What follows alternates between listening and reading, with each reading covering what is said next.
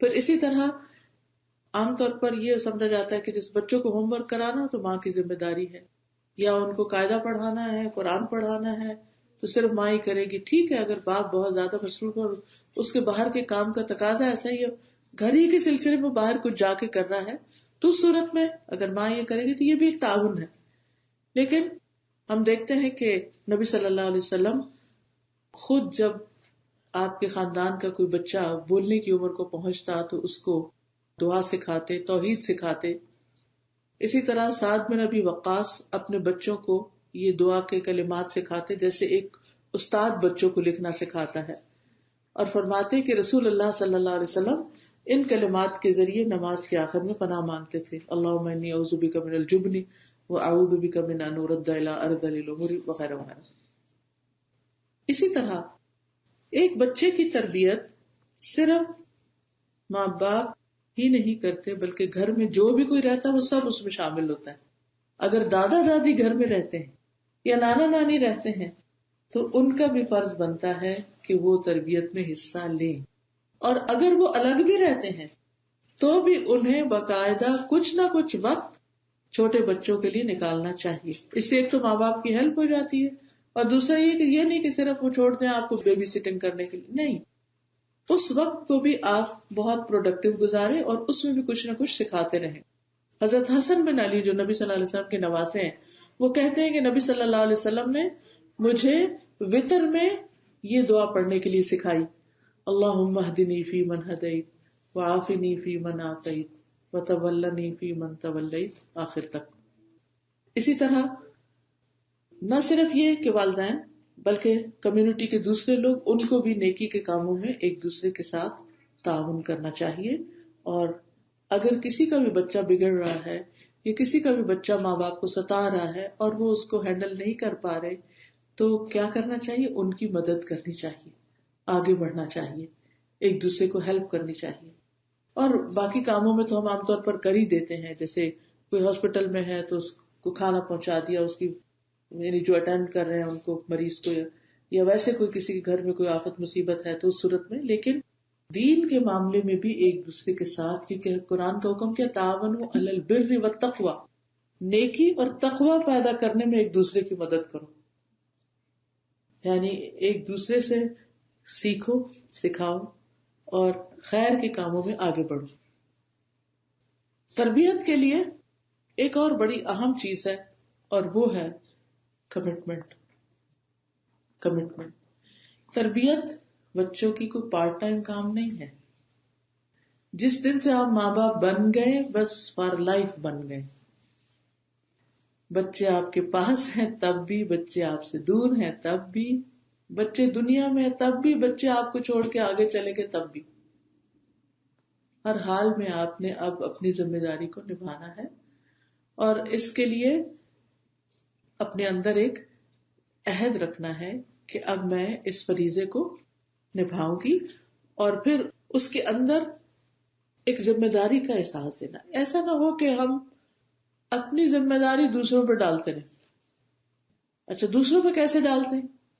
بعض اوقات ہم خود کوئی کام کاج کر رہے ہوتے ہیں، مدرس جاب کر رہی ہوتی ہیں تو وہ بچوں کو چھوڑ دیتی ہے، ڈے کیئر میں چھوڑ دیتی ہے، یا کسی بیبی سٹنگ کرنے والوں کے پاس چھوڑ دیتی ہے، یا پھر شام میں اگر قرآن پڑھنا ہے تو وہ کسی مدرسے میں چھوڑ دیں گے یا صرف اسلامی اسکول میں داخل کرا دیں گے، اور کیا سمجھیں گے کہ ہم نے انتظام کر دیا ان کے لیے، اور ہم ان کی فیس دے رہے ہیں، ہم اپنا فرض پورا کر رہے ہیں. بہت اچھی بات ہے کہ آپ نے ان کے لیے انتظام کیا، اچھے اسکول کا کیا، اچھی مسجد کا کیا، لیکن آپ کا اپنا رول، آپ کی اپنی ذمہ داری پھر وہیں کی وہیں ہے، وہ ختم نہیں ہوئی. آپ اس سے عہدہ برآ نہیں ہو سکتے، بلکہ آپ نے کیا کرنا ہے کہ اپنے کام کو پوری محنت سے کرتے چلے جانا ہے، اس کو نبھاتے چلے جانا ہے. جو بھی اوقات ہوں، جو بھی وقفے ہوں، اس کے لیے پوری پلاننگ کہ میں کہاں سٹینڈ کرتی ہوں اس سارے سیناریو میں. میرا کام صرف کما کے لانا نہیں، صرف پکا کے دینا نہیں، صرف کھلانا نہیں، بلکہ ان کو اچھا انسان بھی بنانا ہے. اور اس کے لیے کتنی بھی مشکلات آئیں، لیکن آپ کے اندر ایک ڈٹرمینیشن رہنی چاہیے کہ نہیں، یہ کام تو مجھے کرنا ہے اور میں کر کے ہی دم لوں گی. اگر ایک اچھا ٹیوٹر نہیں ملا تو دوسرا ڈھونڈوں گی، ایک اچھی جگہ نہیں ملی تو دوسری جگہ لے جاؤں گی. اگر اسکول ہم بچوں کو لے جا سکتے ہیں تو کیا مسجد میں نماز کے لیے لے جا سکتے ہیں کہ نہیں؟ لے جا سکتے ہیں. لیکن ہم صرف جمعے پر ہی اکتفا کرتے ہیں. جمعے کے علاوہ بھی کوشش کریں کہ بچوں کو، مثلا اسکول سے آپ آ رہے ہیں اور راستے میں عصر کی نماز کا وقت ہو گیا تو ان کے ساتھ روٹین بنا لیں کہ ہم اسکول سے نکل کر عصر مسجد میں پڑھیں گے، پھر گھر جائیں گے. اور ایسا کیا جا سکتا. ہم ان کو سوئمنگ کے لیے لے جا سکتے ہیں، ہم ان کو گیمز پر لے جا سکتے ہیں، ہم ان کو مسجد کیوں نہیں لے جا سکتے؟ کیونکہ شروع میں نے بات کی نا کہ ہم نے ان کی دنیا کو تو اچھا بنانا ہے، لیکن اس سے زیادہ اچھا ان کی آخرت کی فکر کرنی ہے کہ وہ زیادہ اچھی ہو. کیونکہ دنیا میں تو تھوڑے دن رہنا ہے، اور آخرت والآخرۃ خیر و ابقیٰ، آخرت بہتر بھی ہے اور زیادہ پائیدار بھی ہے، ہمیشہ ہمیشہ کے لیے رہنے کی جگہ ہے.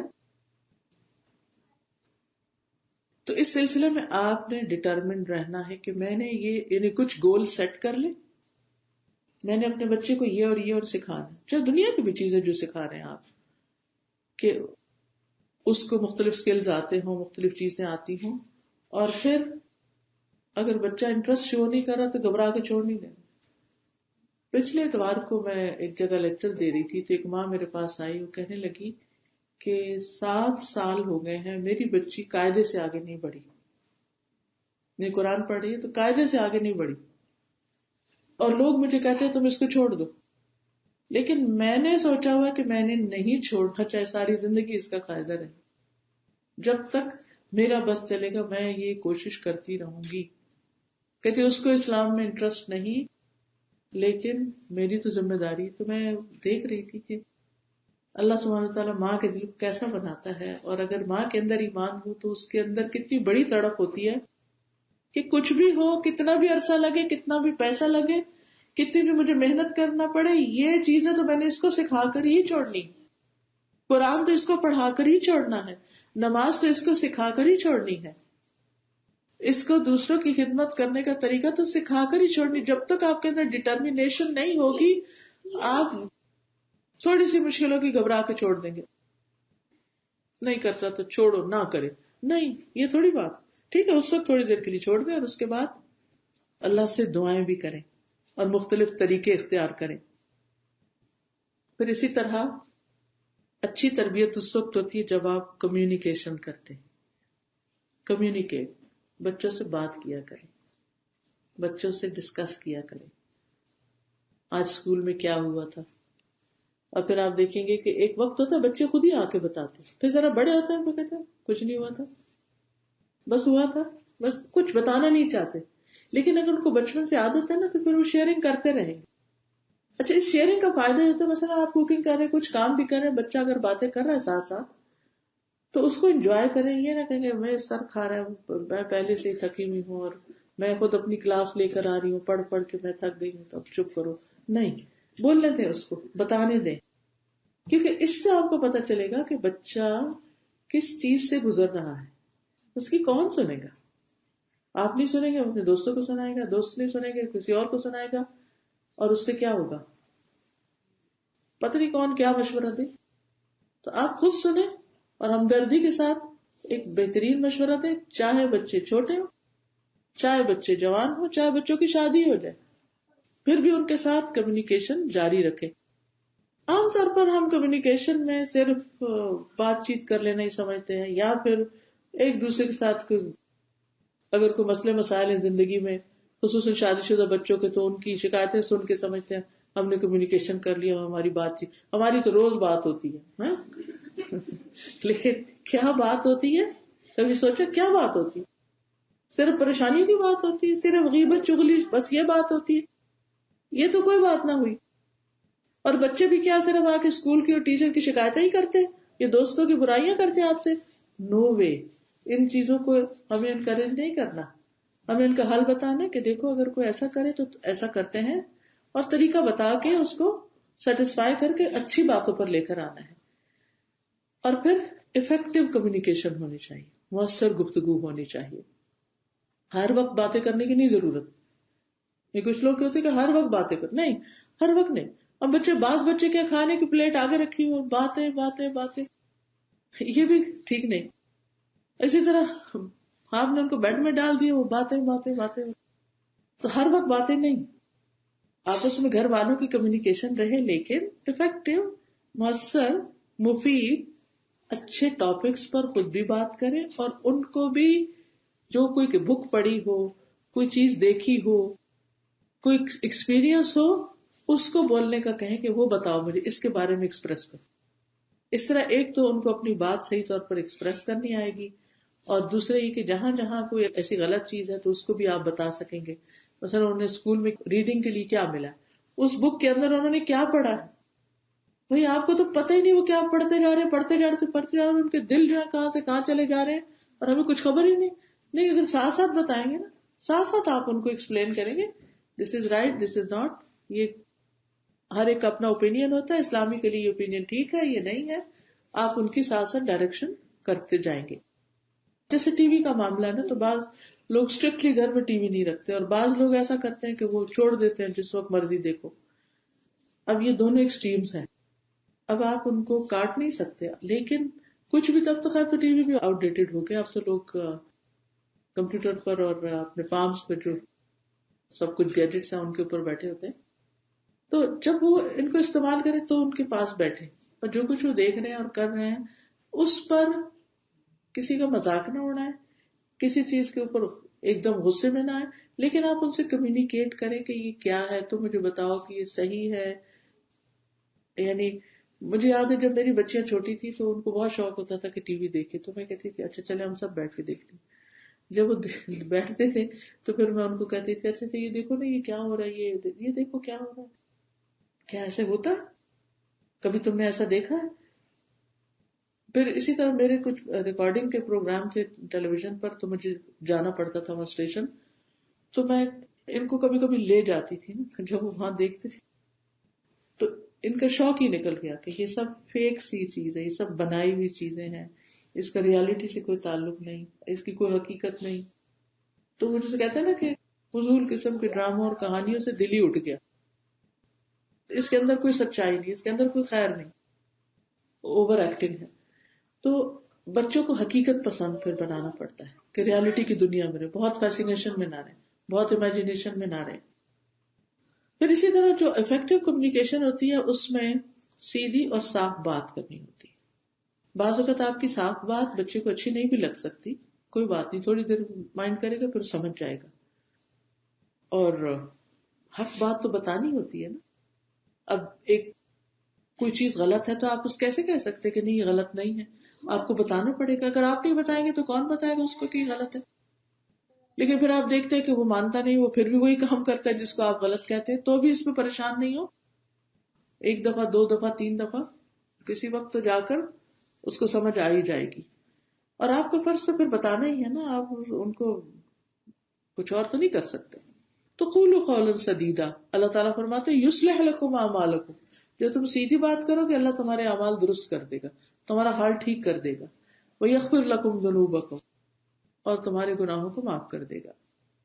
پھر اسی طرح اچھے اخلاق کا بہترین مظاہرہ تو گھر پر ہی ہوتا ہے. بہترین اخلاق کے ساتھ معاملہ کرنا، بچوں کو خود سلام کرنا، کام کی بات کرنا، ٹھیک ہے ہنسی مذاق بھی، لیکن ہر وقت ہنسی مذاق نہیں ٹھیک. پھر اسی طرح آپس میں جب آپ ہسبینڈ وائف بات کر رہے ہوں تو ایک دوسرے سے عزت احترام سے بات کرنا، اچھی طرح کمیونیکیٹ کرنا. یہ نہیں ہر دوسرے دن منہ بنایا ہوا ہے، وہ اس سے نہیں بول رہا، وہ اس سے نہیں بول رہا. اور بچے بیچاروں کے دل چھوٹے ہو رہے ہیں کہ ہمارے ماں باپ کیا ہے، یا لڑتے رہتے ہیں یا موڈ آف رکھتے ہیں، بولتے نہیں ایک دوسرے سے. اور پھر بچوں کو بعض اوقات لوگ اعلی کار بنا، جو باپ سے یہ کہو، جو ماں سے یہ کہو. یہ کیا سکھا رہے ہیں ہم ان کو؟ ٹھیک ہے ہمارا جھگڑا بس اگر کوئی ہے تو الگ ہی ہونا چاہیے، اس کا اثر بچوں پر نہیں پڑنا چاہیے، کیونکہ ہم اپنے ساتھ ان کی زندگی بھی روئن کر دیں گے. پھر اسی طرح جب بچے بات کر رہے ہیں تو پوری توجہ سے بات سننا، ان کے لیول پر بیٹھ کے بات. یہ نہیں کہ وہ بچہ اتنا چھوٹا سا بچہ کچھ کہہ رہا اور آپ یوں کھڑے اور وہ بےچارے کمیونیکیٹ ہی نہیں کر پا رہا، نیچے ہو جائیں اس کے لیے. آنکھ میں آنکھ ڈال کے بات کریں. نبی صلی اللہ علیہ وسلم کا طریقہ یہ تھا کہ جب کسی سے بات کرتے تو اس کی طرف پوری طرح متوجہ ہو جایا کرتے تھے. پھر اسی طرح یہ کہ بچوں کو اپنے جذبات کے اظہار کا موقع دینا. کبھی وہ رونا چاہتے تھوڑی دیر رونے بھی دیا کریں. یہ نہیں کہ جو ہی رویا تو ساتھ ہی چپ کرا دی، نہیں، تھوڑا رو لیں کیونکہ ان کا وہ باہر نکل جائے. کبھی ڈانٹ سے روتے، کبھی باہر سے کچھ ناراض ہو، کبھی ایسے ہی رونا شروع کر دیتے، رو لیں تھوڑی دیر. اسی طرح یہ ہے کہ ان کے ساتھ کھیل کود، ان کے ساتھ ہنسی مذاق. پھر اسی طرح ان کے ساتھ سنجیدہ گفتگو بھی کسی نہ کسی وقت بیٹھ کے، جو آخرت کے بارے میں ہو، جو زندگی کے بارے میں ہو، جو آخرت کے حقائق کے بارے میں. مجھے اچھی طرح یاد ہے کہ میں بہت چھوٹی تھی جب میری والدہ نے مجھے قبر کی زندگی کے بارے میں بتایا، قبر کے حساب کتاب، قبر کے سوالات اور اس طرح کی چیزیں. اور مجھے یاد ہے کہ وہ مجھے کبھی بھی نہیں بھولا، ہمیشہ میرے ذہن میں رہا کہ ہم نے مرنا ہے ایک دن، وہاں جا کے حساب ہوگا، وہ اچھی اور تکلیف والی جگہ ہوگی، اس کی یہیں سے تیاری کرنی. تو یہ بچپن میں یہ چیزیں ڈال دیں. اور اگر آپ یہ کہیں کہ اب بچے بڑے ہو گئے ہیں، اب ہم کس طرح یہ کریں، تو بھی خود نہیں کر سکتے. اچھے اسکالرس کے پاس لے جائیں. اچھے، جب یہاں الحمدللہ ٹورانٹو میں بھی جگہ جگہ پر کنونشنز کانفرنسز ہوتی رہتی ہیں جہاں اچھے اچھے اسپیکرز آتے ہیں، تو بعض اوقات اس پہ کچھ ٹکٹ ہوتا ہے، انہوں نے اپنی چارجز نکالنے ہوتے ہیں کہ جو خرچ کرتے ہیں اس کے اوپر. تو اس پہ ہم کہیں ونڈر لینڈ تو ان کو لے جائیں گے، لیکن اگر کسی اسلامک سینٹر لے جانا اور وہاں اگر کوئی ٹکٹ لگ گئی ہے تو ہمیں کوئی انٹرسٹ نہیں. ایسا نہیں کریں. جو کچھ وہاں سے خزانے سمیٹ کے آئیں گے وہ $20 سے کہیں زیادہ ہوں گے جو آپ کو وہاں لگانے پڑ رہے ہیں. پھر اسی طرح یہ کہ بعض اوقات بچے بہت الٹی سیدھی حرکتیں کرتے ہیں، تو اس وقت آپ نے اپنے آپ کو کنٹرول کرنا ہے اور پھر بھی آپ نے ان کو پازیٹیو کام دینا ہے. آپ نے یوں محسوس کرانا جیسے آپ نہیں جانتے کہ تم کیا کر رہے ہو. اس سلسلے میں ایک بڑی دلچسپ کہانی ہے حضرت ابو محذورہ کی. ایک مرتبہ وہ چند نوجوانوں کے ساتھ تھے اور حنین کے راستے میں تھے. جنگ حنین جہاں ہوئی تھی نا، مکہ سے طائف کی طرف جب جاتے، تو وہ کہتے ہیں کہ نبی صلی اللہ علیہ وسلم واپس آ رہے تھے تو ہمارا ان سے آمنا سامنا ہو گیا. نماز کا وقت تھا، مؤذن نے اذان دی، ہم لوگ کھڑے ہو کر مؤذن کی نقلیں اتارنے لگے. جیسے ہوتا ہے ٹین ایجر بچوں کو، ایسی نقلیں اتارنا شروع ہو گئے اور اس کا مذاق اڑانے لگے. اب یہ کوئی چھوٹی سی بات نہیں، اور وہ اچھے بھلے تھے، مطلب ٹین ایجر تھے، کوئی بہت چھوٹے بچے نہیں تھے. اگر آپ سنیں کہ کوئی بچہ مذاق اڑا رہا ہے اذان کا یا کسی مولوی صاحب کا یا مسجد کا، تو پھر آپ کیا کریں گے؟ ایک دم غصے میں آ جائیں گے یا کچھ بول دیں گے یا آگے سے. لیکن نبی صلی اللہ علیہ وسلم نے کچھ نہیں کہا. جب وہ اپنا یعنی فن کر چکے تو آپ نے فرمایا ان سب کو میرے پاس لے آؤ. آپ نے فرمایا تم میں سے کون اونچی آواز نکال رہا تھا؟ کس کی آواز سب سے اونچی تھی؟ تو سب نے میری طرف اشارہ کر دیا. یعنی ابو معذورہ کہتے ہیں میری طرف اشارہ کر دیا کہ یہ ان کی آواز سب سے اونچی ہے. تو ابو معذورہ کہتے ہیں وہ سچے بھی تھے کیونکہ میری آواز سب سے اونچی ہو رہی تھی. آپ نے ان سب کو تو چھوڑ دیا اور مجھے پکڑ لیا اور فرمایا اذان دو، اب اذان دو، اور نارمل طریقے سے اذان دو. تو وہ کہتے ہیں میں کھڑا ہوا، لیکن اس وقت میری نظروں میں آپ کا یہ دیا ہوا حکم بہت سخت ناپسندیدہ تھا کہ اب میں اذان دوں، میں نہیں دینا چاہتا تھا. تو آپ نے اس کو بھی اگنور کر دیا. یہ فیسز بنائے ہوں گے یا جیسے بھی انہوں نے نئی دلچسپی ظاہر کی. تو نبی صلی اللہ علیہ وسلم نے ان کو سکھانا شروع کر دیا. اچھا تم ایسا کرو کہ 2 مرتبہ اللہ اکبر کہنا، پھر 2 مرتبہ اشہد ان لا الہ الا اللہ، اشہد ان محمد رسول اللہ، ساری اذان ان کو سکھائی اور پھر ان کو کہا کہ تم اونچی آواز سے کرو. تو اب حکم ٹال نہیں سکتا تھا، اذان دے کر فارغ ہوئے. اذان دی انہوں نے. جب فارغ ہوئے تو آپ صلی اللہ علیہ وسلم نے ان کو ایک تھیلی دی جس میں چاندی تھی، گفٹ دیا ان کو. اب آپ کو سوچئے کہ اس بچے کے دل کے اوپر کیا اثر ہوگا. وہ کہتے ہیں کہ پھر آپ نے میری پیشانی پر یعنی ماتھے پر اپنا ہاتھ رکھا، 2 مرتبہ چہرے پر پھیرا، پھر سامنے کے حصے پر، اور پھر یہاں ناف تک 2 بار ایسے کر کے میرے سارے چہرے کے اوپر ہاتھ پھیرا اور کہا اللہ تمہیں برکت دے. اس وقت تک ان کا دل بدل چکا تھا. دعا بھی دے رہے ہیں، گفٹ بھی دے رہے ہیں، اور ڈانٹ ڈپٹ تو کی نہیں اور اگنور کیا جیسے انہیں پتا ہی نہ ہو کہ تم کیا کر رہے تھے، کہ تمہیں دینا پسند نہیں تو بھی اب چھوڑ دیں ان کو. تو نہیں، اور اس کے بعد وہ کہتے ہیں میں نے خود کہا کہ اللہ کے رسول صلی اللہ علیہ وسلم مجھے مکہ کا مؤذن مقرر کر دے. تو آپ صلی اللہ علیہ وسلم نے فرمایا میں اس کا حکم دیتا ہوں. کہتے ہیں کہ اس دن سے میرے دل سے نبی صلی اللہ علیہ وسلم کی نفرت دور ہو گئی اور اس کی جگہ محبت پیدا ہو گئی، کیونکہ اسلام میں بھی صحیح طور پر ابھی نہیں آئے تھے. تو کس طرح دل جیتے جاتے ہیں. اصل میں ہم بچوں کو عزت نہیں دیتے، ان کو امپورٹنس نہیں دیتے، ان کو وقت نہیں دیتے، ان کو پیار نہیں دیتے. اور پھر بعض بچے بہت ذہین ہوتے ہیں تو وہ زیادہ ہی کچھ آؤٹ اسٹینڈنگ قسم کی شرارتیں کرتے ہیں اور اس پر ہمارا غصہ بھی بہت آسمان پہ جاتا ہے.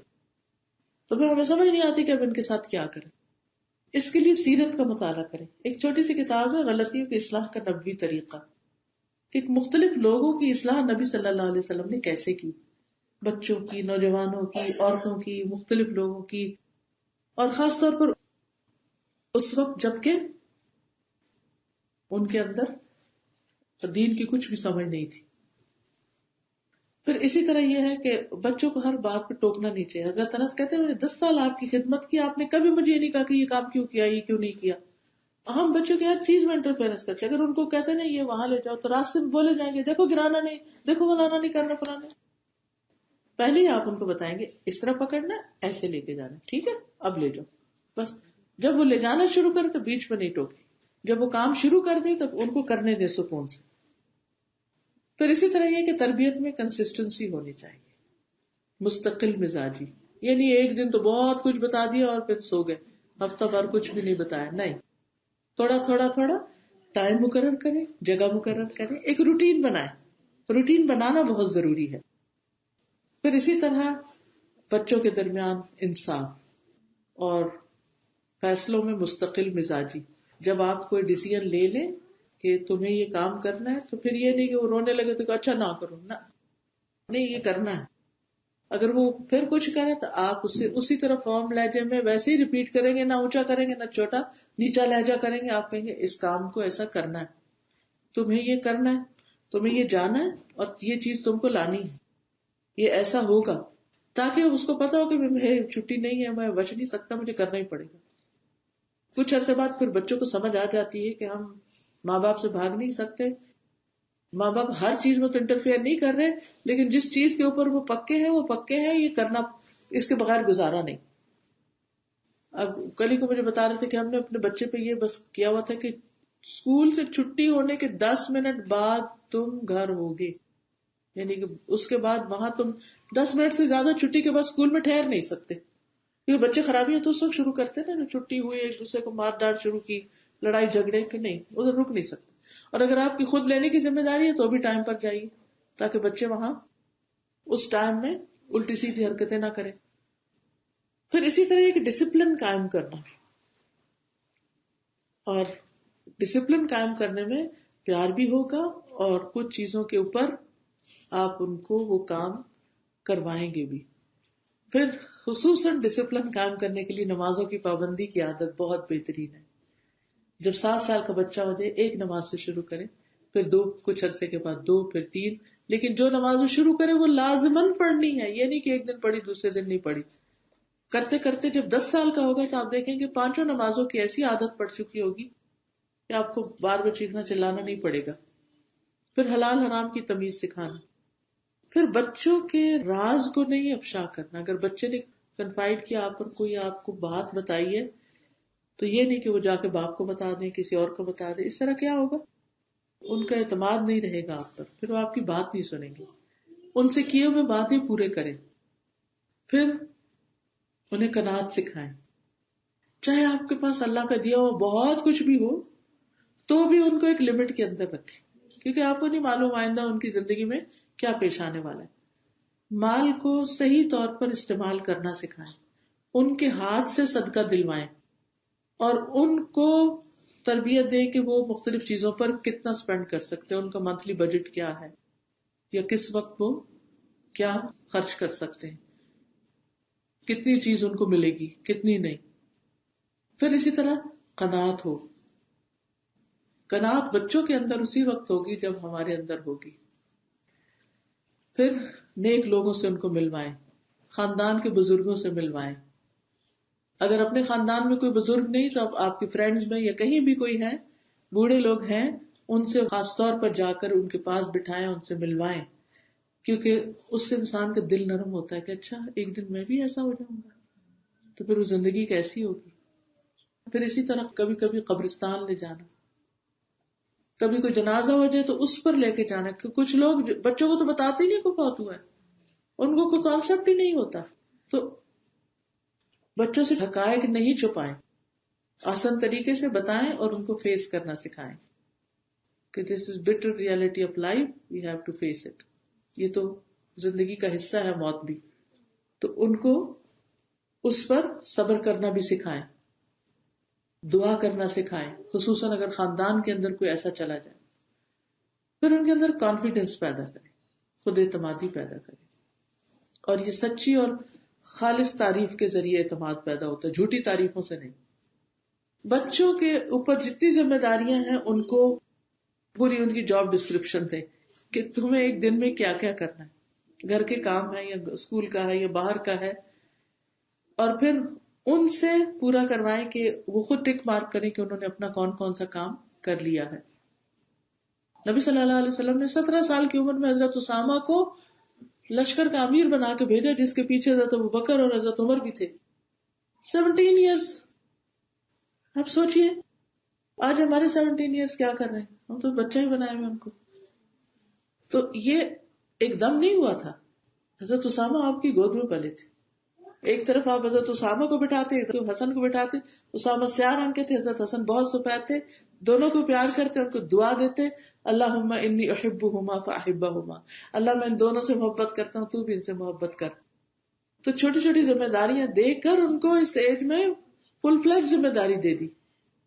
پھر صبر کرنا سکھائیں، اپنے جذبات اور خواہشات پر کنٹرول کرنا سکھائیں، کم پر گزارا کرنا سکھائیں، اور اس کے لیے بچوں کو روزہ بھی رکھوائیں.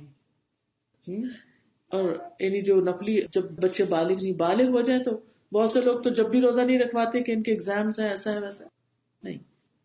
پھر اسی طرح بچوں کے سامنے پرسکون رہے تاکہ بچے بھی سکون سے رہیں، تحمل سے گفتگو کریں، اپنی طبیعت میں ٹھہراؤ پیدا کریں، اپنے خود کنٹرول کر لیں. اپنی کہ نہیں مجھے تو بہت غصہ آ جاتا ہے، لیکن اپنے جذبات کنٹرول بھی کرنے چاہیے. پھر اسی طرح ان کو بہادر بنائیں، ڈرائیں نہیں مختلف چیزوں سے. اور ایمان کی وجہ سے اللہ پہ توکل اور بھروسے کے ساتھ بچے جو ہیں وہ ان کے اندر وہ آتی ہے، بہادری آتی ہے. پھر ان کو کریٹیکل تھنکنگ سکھائیں کہ ہر چیز آنکھیں بند کر کے نہ لے لیں، بلکہ سوچیں، اس پر غور و فکر کرنا سکھائیں. قرآن ہمیں بار بار غور و فکر کی دعوت دیتا ہے. پھر اسی طرح ان کو تلاوت سنوائیں، گھر میں قرآن کی تلاوت آن کیا کریں، اچھے لیکچر سنوائیں. پھر ان کو ان کی ایج کے مطابق جو دین کے ان پر احکامات ہیں وہ بھی ساتھ ساتھ بتاتے رہیں. اسی طرح ان کی غلطیوں کو معاف کر کے انہیں بھی دوسروں کو معاف کرنا سکھائیں. پھر اسی طرح بچوں پہ ہاتھ نہ اٹھائیں، چھوٹی چھوٹی باتوں پر ان کو مارنا یا ان کے بال کھینچ رہے، کان کھینچ رہے ہیں، نہیں. پھر غلطی کا جواب، غلطی کی اصلاح احسن طریقے سے ہونا. قرآن مجید میں آتا ہے ادفع باللتی ہی احسن فاذا الذی بینک وبینہ عداوۃ کانہ ولی حمیم، کہ برائی کو بھلائی سے دور کرو. پھر اسی طرح یہ ہے کہ اچھی چیزوں میں ان کو آپس میں کمپٹیشن بھی دے کہ کون یہ کام زیادہ بہتر کرتا ہے. لیکن ہمارا کمپٹیشن تو صرف دنیا کے معاملے میں ہوتا ہے کہ اگر فلاں بھائی کا بیٹا ییل جا رہا تو میرا بیٹا ہارورڈ جائے گا. لیکن نیکی کے کاموں میں ہم ان کو کمپیٹ کرنا نہیں سکھاتے. نیکیوں میں کمپیٹ کرنے کے لیے ہے، دنیا کی حرص اور لالچ سے دور کر. قرآن میں آتا ہے فَفِرُّوا إِلَى اللَّهِ فَاسْتَبِقُوا الْخَيْرَاتِ، اللہ کی طرف دوڑو، نیکیوں میں دوڑ لگاؤ، جنت کی طرف دوڑو. چھوٹی عمر سے بچوں کو ذکر کرنا سکھائیں. جب گاڑی میں بیٹھے کچھ دیر بات کریں. شروع میں تو ہم دعا پڑھ لیتے، بعد میں سب بھول جاتے. نہیں، بیٹھے ہو فارغ کر کے سبحان اللہ پڑھو تاکہ ہماری جنت میں باغ لگے. پھر دوسرے بچوں کے ساتھ کمپیریزن نہ کریں. ہر بچہ الگ ہے. اس سے بچے کی شخصیت مجروح ہو جاتی کہ ماں تو ہر وقت اس کو اچھا کہتی اور مجھے کہتی تم اس جیسے بن جاؤ. میں تو میں ہوں اور وہ ہے. ہر بچے کو انڈیویجلی ٹریٹ کریں. پھر اسی طرح بچوں کو تجربے سے بھی سیکھنے دیں. کنٹرول کرنے کی نہیں ہر وقت کوشش کریں. تنقید سہنا سکھائیں لیکن ہر وقت تنقید کرنا نہ سکھائیں. ایک اس میں مومن جو ہوتا ہے نا لان تان کرنے والا نہیں ہوتا. ہر چیز کو اس کی کریٹیسائز نہ کرو. پھر اسی طرح یہ ہے کہ ان کو کنفیوژن کی سٹیٹ میں نہ چھوڑیں. ان کے ذہن میں جو سوال ہیں ان کے جواب ڈھونڈیں. اور اب تو الحمدللہ سیکھنے کے اتنے مواقع ہیں. ہر خاتون کو کچھ نہ کچھ ساتھ ساتھ روز سیکھتے رہنا چاہیے تاکہ بچوں کو یہ احساس ہو کہ ہماری ماں سمجھدار عورت ہے, اس کو آتا ہے, میری ماں کو سب پتا ہے. ایک ایج ہوتی ہے کہ بچے یہ سمجھتے ہیں, پھر جب ان کا نالج بڑھنے لگتا ہے تو وہ کہتے ہیں ماں کو کچھ پتا نہیں. یہ نہیں ہونا چاہیے. اور خاص طور پر گیجٹس وغیرہ وہ ہماری ویکنیس ہوتے ہیں. یہ دیکھو اس کی اپ ڈیٹ آ گئی, اس کو کیسے کرنا ہے, وہ کیسے کرنا ہے, یہ تو اس کو ذرا کھول دو, اس کو نہیں. انہیں کہا مجھے سکھاؤ کیسے کھولتے, اور خود سیکھیں بلکہ ان کو سکھانے والے بنے. ان سے ان کی دلچسپی کی باتیں شیئر بھی کریں, اس پر کچھ نہ کچھ پڑھیں. پھر اسی طرح تحقیر اور توہین نہ کریں, بےزتی نہ کریں کہ وہ اپنی نظروں میں خود گر جائیں. پھر اسی طرح کنٹراڈکشن نہ ہو کہ آپ کہہ کچھ رہے ہیں اور خود کچھ اور کر رہے ہیں. پھر کیئرلیسنس نہ ہو. پھر اسی طرح زندگی کے ہر اچھے برے حالات میں سنبھلنا سکھائیں کہ اللہ سے دعا کیسے کرنی ہے. خود بھی ان کے لیے خوب دعائیں کریں اور ان کو بھی دعائیں کرنا سکھائیں. کیونکہ نبی صلی اللہ علیہ وسلم کے صحابہ کے اگر جوتی کا تسمہ بھی ٹوٹتا تو وہ بھی پہلے اللہ سے مانگتے تھے. تو جب بچہ کوئی چیز لے کر مانگنے کے لیے آئے, جیسے کہتے ہیں نا مجھے شوز چاہیے, مجھے فلاں چیز چاہیے, ٹھیک ہے بیٹا لیں گے, آپ اللہ سے مانگو, اللہ تعالیٰ آپ کو اچھی چیز دے. چھوٹے ہوں اس کے مطابق ان کو اللہ سے مانگنے کے لیے کہے, بڑے ہوں. ابن عباس کے بارے میں آتا ہے نبی صلی اللہ علیہ وسلم کے ساتھ سواری پر تھے تو آپ نے فرمایا اے بیٹے میں تجھے چند باتیں سکھاتا ہوں, تم ان کو یاد رکھو اور ان پر عمل کرو. احفظ اللہ یحفظک, تم اللہ کی حفاظت کرو اللہ تمہاری کرے گا. مطلب کیا ہے کہ تم اللہ کے احکام کی حفاظت کرو اللہ تمہیں پروٹیکٹ کرے گا. اور پھر اذا سألت فاسأل اللہ, جب تم سوال کرو تو اللہ سے سوال کرو. وَإِذَا اسْتَعَنْتَ فَاسْتَعِنْ بِاللَّهِ, اور جب تم مدد مانگو تو اللہ سے مدد مانگو. یاد رکھو کہ سارے لوگ مل کے تمہیں کوئی فائدہ دینا چاہیں تو نہیں دے سکتے مگر جو اللہ چاہے, اور سارے لوگ مل کے اگر تمہیں کوئی نقصان دینا چاہیں تو نہیں دے سکتے مگر جو اللہ چاہے. قلم رکھ دیے گئے, قلم خشک اور صحیفے خشک ہو گئے. یعنی اللہ سبحانہ و تعالیٰ نے جو تقدیر لکھنی تھی لکھ دی. تو بہرحال اس میں بنیادی طور پر بچے کو کیا سکھائے گا, وہ 8-10 سال کے بچے تھے, ان کو سکھایا جا رہا ہے کہ جب مدد مانگو تو اللہ سے مانگو. ہمیں بھی بچوں کو اللہ سے جوڑنا چاہیے. وہ ہم سے محبت ضرور کرے لیکن ہمیں اپنا الہ نہ سمجھے. تو اللہ تعالیٰ سے دعا ہے کہ وہ ہمیں عمل کی توفیق عطا فرمائے. وآخر دعوانا الحمدللہ رب العالمین. کوئی سوال ہو آپ کا تو آپ کر سکتے ہیں. جی آپ پوچھیے.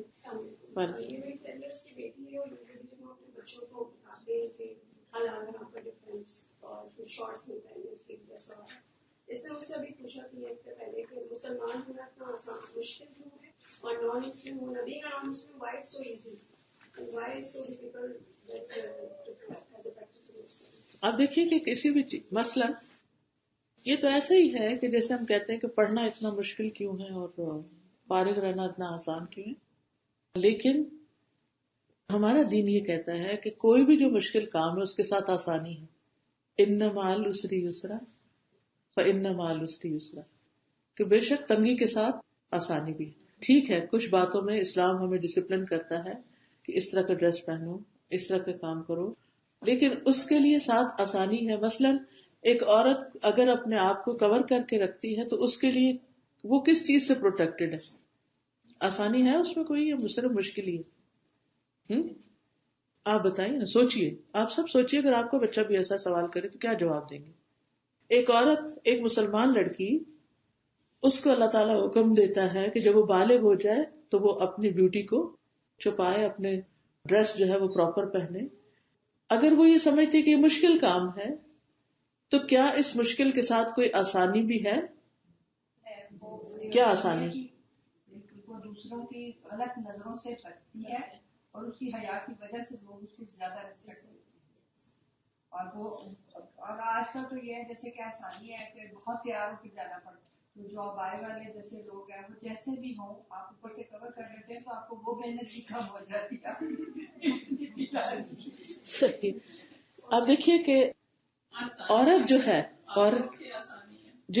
عورت جو ہے وہ مرد کی ویکنیس ہے. عورت مرد کی ویکنیس ہے. جب آپ ایسا لباس پہن کے جو مردوں کے لیے اٹریکشن ہوتا ہے، لڑکوں کے لیے، بوائز کے لیے اٹریکشن کا سبب ہے، جب آپ باہر نکلتے ہیں تو پھر کیا ہوتا ہے؟ آپ کی جو یعنی کہ جو آپ کی جو عزت ہے یا آپ کی جو حیا ہے یا جو آپ یعنی یو آر ان ڈینجر. دوسری بات یہ کہ یہ اللہ کا حکم ہے. اللہ تعالیٰ ہم سے سب سے زیادہ پیار کرتا ہے کیونکہ وہ عورت کو ایک پریشیس چیز سمجھتا ہے. جب کوئی چیز پریشیس ہوتی ہے تو ہم اس کو کہاں رکھتے ہیں؟ لاک میں رکھتے ہیں، سنبھال کے رکھتے ہیں، ہاں؟ اس کی حفاظت کرتے ہیں، اس کو کور کر کے رکھتے ہیں. اب آپ دیکھیے مثلا فروٹ ہے، اس کا چھلکا آپ کہاں ڈالتے ہیں اور فروٹ کو کہاں رکھتے ہیں؟ پھر اگر آپ اسے کھا نہیں رہے تو اس کو کیا کرتے ہیں؟ فلائز سے بچانے کے لیے کیا کرتے ہیں؟ فروٹ کو کور کر. فلائز ہے نا، معاشرے میں فلائز ہیں تو ان سے بچنے کے لیے اپنے آپ کو کور کرنا ضروری ہے. اسی طرح نماز ہے، مشکل ہے وضو کرنا. کیا وضو کرنے میں کوئی فائدہ ہے؟ فائدہ؟ کیا فائدہ؟ آپ کے ہاتھ دھلتے ہیں، آپ کے پاؤں دھلتے ہیں، آپ کا چہرہ دھلتا ہے، آپ کی آنکھوں کو نمی ملتی ہے، آپ کے کانوں کو ٹھنڈک ملتی ہے، آپ کے پھر گناہ جھڑتے ہیں. کتنا فائدہ. پھر نماز پڑھنے میں مشکل ہے لیکن اس سے لائف میں کتنا ڈسپلن آ جاتا ہے کہ آپ کو اتنے بجے تک تو اٹھنا ہی ہے، اتنے بجے تک سونا ہے تاکہ دوبارہ آپ اٹھ سکے. آسانی ہے نا، اس ڈسپلن سے آسانی بن جاتی، آسانی ہو جاتی. تو کوئی بھی چیز، پڑھائی مشکل ہے لیکن پڑھ کے زندگی میں کوئی آسانی آتی ہے؟ ان پڑھ شخص جو بیچارہ مزدوری کرتا ہے، جس نے پڑھا نہیں ہے، اس نے پہلی زندگی تو سو کے گزار دی، لیکن اب آپ دیکھیں سارا دن کام کرتا ہے، اس کو 1 گھنٹے کا کیا ملتا ہے؟ اور ایک پڑھے لکھے شخص کو، جو جتنا زیادہ پڑھا لکھا شخص ہے، اس کے 1 گھنٹے کی ویلیو کیا ہے؟ یہ فرق پتا ہے نا، سب کو پتا ہے. وہ بھی گھنٹہ لگا رہا ہے، وہ بھی گھنٹہ لگا رہا ہے، لیکن دونوں کے گھنٹے میں فرق ہے. تو اس کے گھنٹے میں کیوں فرق؟ کیونکہ اس نے محنت کی، اس نے مشکل اٹھائی. تو جو لوگ دنیا میں اللہ کا حکم مانتے ہیں، کل قیامت کے دن جنت میں ان کی زندگی بہت کچھ ان کو ملے گا. ان کے یہ گھنٹے بہت بڑا کیش کریں گے، وہاں بہت کچھ کیش کریں گے. تو اللہ سبحانہ تعالیٰ ہمیں عمل کی توفیق عطا. جی بولیے. گھر میں ڈاگ رکھنا، اسمال ڈاگ کیسا ہے؟ آئی نو کہ حرام ہے اور ہیلتھ ہیزرڈ بھی ہے، اٹس ناٹ سیف. اور سب سے بڑی بات یہ ہے کہ جس گھر میں ڈاگ ہوتا ہے اس کے ہر روز 2 قرات عمل جو ہے وہ مائنس ہو جاتے ہیں. یعنی 2 پہاڑ جتنا عمل جو ہے اس کا مائنس ہوتا جاتا ہے، ضائع ہوتا جاتا ہے. اس میں کیا حکمت ہے اصل تو اللہ ہی کو پتا ہے، لیکن ہمیں تو صرف بتا دیا گیا کیونکہ ہر چیز کی وجہ نہیں بتائی جاتی. کچھ چیزیں صرف بتائی جاتی کہ یہ کرنے کی اور یہ نہیں کرنے کی، کیونکہ ہمارا دین ایمان اور اعتماد کی بنیاد پر چلتا ہے کہ ہمیں اعتماد ہے کہ ہمارے اللہ سبحانہ تعالیٰ سے بڑھ کے ہمارا کوئی خیر کا نہیں. اس نے جس چیز کو کرنے کا حکم دیا، جس چیز سے روکا، وہ ہمارے فائدے میں. نبی صلی اللہ علیہ وسلم جو کچھ ہمیں بتاتے ہیں وہ ہمارے فائدے میں. ایمان کا مطلب یہ کہ ہم مان گئے کہ آپ کی بات سچ ہے اور ہم اسی طرح ہی کریں گے. اوکے. سبحانک اللہم و بحمدک، اشہد ان لا الہ الا انت، استغفرک و اتوب الیک. السلام علیکم و رحمۃ اللہ وبرکاتہ.